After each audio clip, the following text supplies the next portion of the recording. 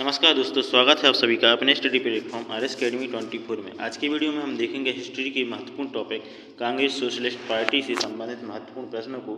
तो चलिए साथियों, शुरुआत करते हैं आज के इस क्लास का इस पहले प्रश्न के साथ। तो पहला प्रश्न है, जैसा कि आप सभी देख रहे हैं कि पहला प्रश्न है, जयप्रकाश नारायण किस पार्टी से जुड़े थे। तो जय नारायण प्रकाश कांग्रेस सोशलिस्ट पार्टी से जुड़े हुए थे। कांग्रेस समाजवादी दल के प्रमुख नेता कौन थे। तो आचार्य नरेंद्र देव जी कांग्रेस समाजवादी दल के प्रमुख नेता थे। सन 1913 में बिहार समाजवादी पार्टी का गठन किसने किया था। तो 1913 में बिहार समाजवादी पार्टी का गठन किया है फूलन प्रसाद वर्मा ने। जयप्रकाश नारायण का दूसरा नाम है।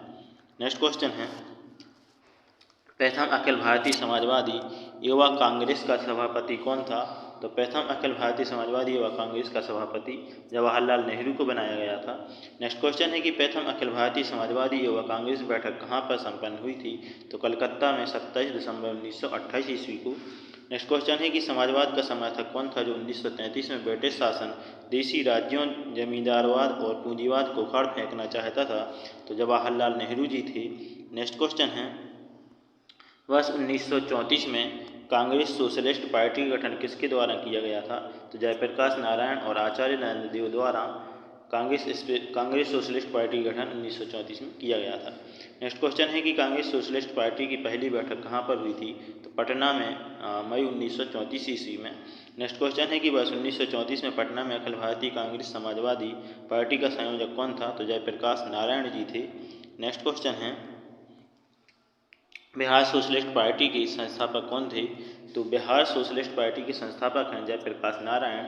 नेक्स्ट क्वेश्चन है कि कांग्रेस सोशलिस्ट पार्टी के संदर्भ में सही तथ्य हैं। तो इसने ब्रिटिश उत्पादों तथा करों के बहिष्कार का समर्थन किया था। यह समानता के आधार पर समाजवादी समाज की स्थापना करना चाहते थे। इसने अल्पसंख्यकों तथा दलित वर्गों के लिए पृथक निर्वाचन क्षेत्र का विरोध किया।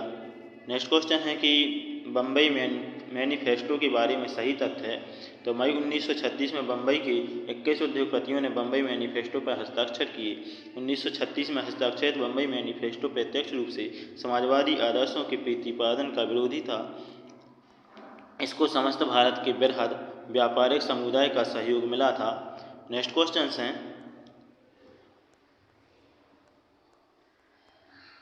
किस भारतीय राष्ट्रीय कांग्रेस के अधिवेशन में जवाहरलाल नेहरू ने समाजवाद को भारत की समस्याओं को हल करने की कुंजी बताया था।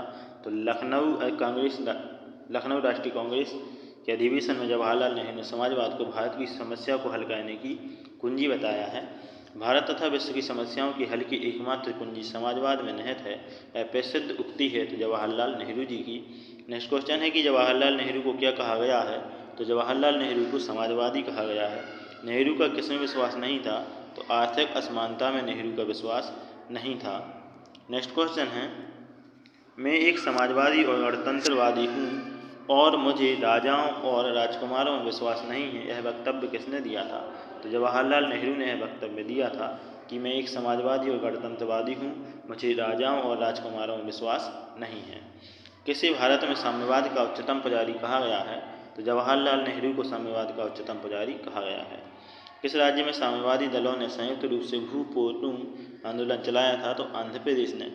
नेक्स्ट क्वेश्चन है, लोकनायक के नाम से किसे जाना जाता है। तो लोकनायक के नाम से जाना जाता है जयप्रकाश नारायण जी को।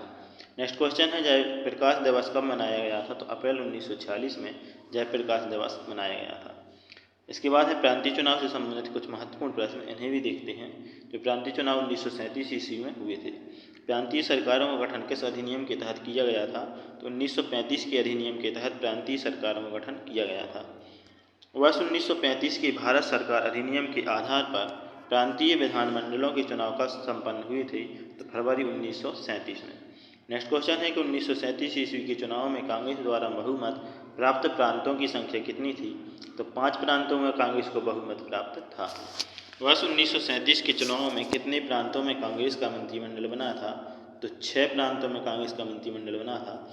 ये 6 प्रांत हैं संयुक्त प्रांत, बिहार, उड़ीसा, मध्य प्रांत, मद्रास और बम्बई।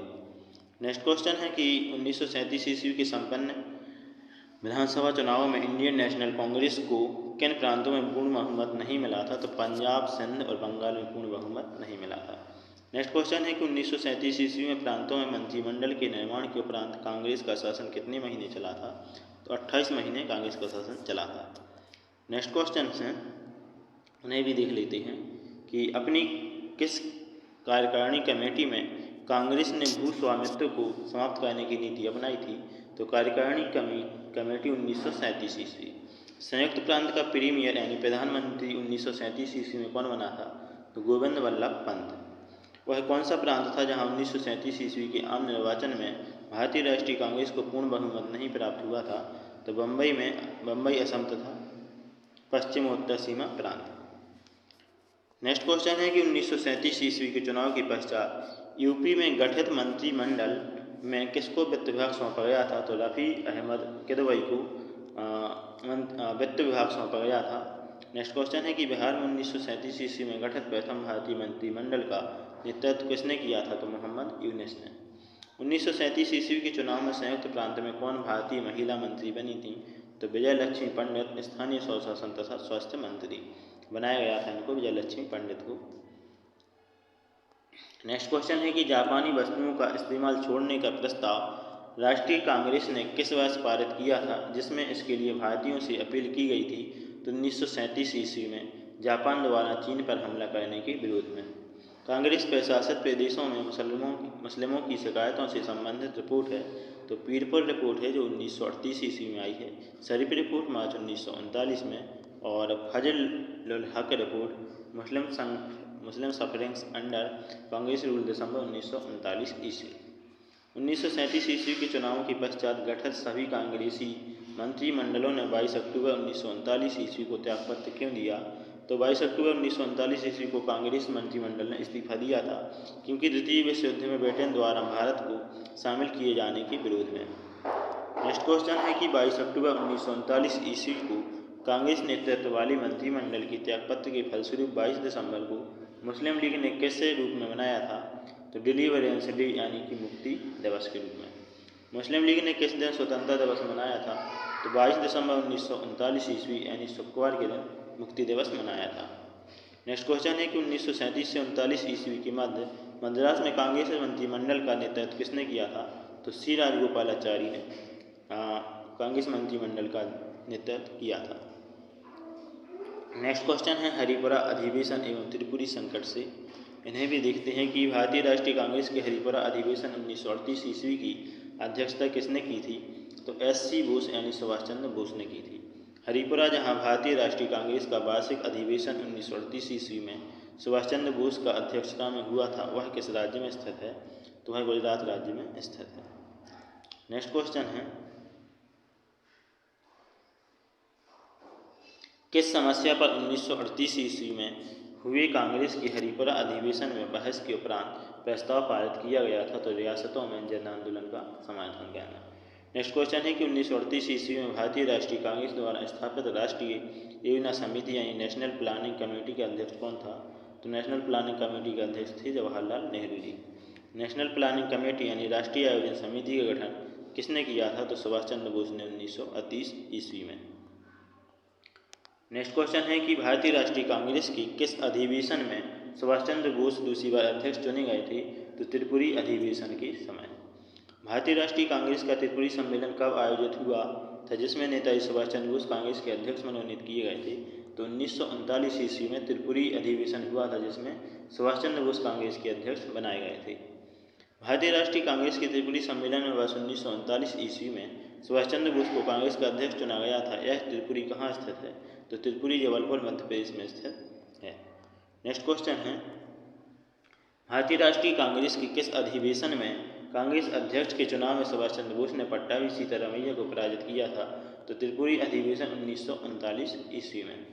नेक्स्ट क्वेश्चन है कि 1939 ईस्वी की त्रिपुरी की भारतीय राष्ट्रीय कांग्रेस के अधिवेशन में किसने अध्यक्षीय उद्बोधन का अंग्रेजी अनुवाद पढ़ा था?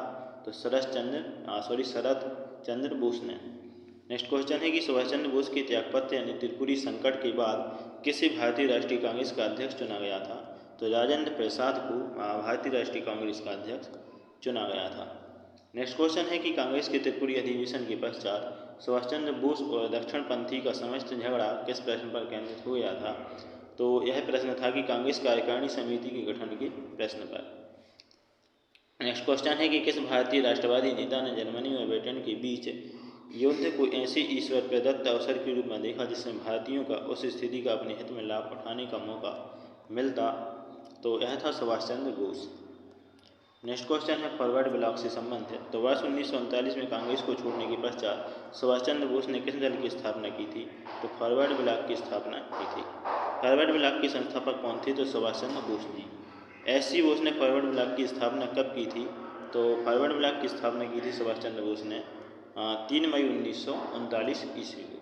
अखिल भारतीय फॉरवर्ड ब्लॉक की स्थापना के लिए सुभाष चंद्र बोस के साथ कौन जुड़े थे और INA आंदोलन के साथ भी जुड़े रहे? तो शीलभद्र यादव जी। तो चलिए साथियों, ये थे हमारे महत्वपूर्ण प्रश्न। आई होप आपको ये प्रश्न अच्छे लगे होंगे। तो हमारे चैनल RS Academy 24 को सब्सक्राइब करके बेल आइकन को प्रेस कर लें और वीडियो को लाइक कमेंट शेयर कर दें। इसी के साथ जय हिंद, वंदे मातरम।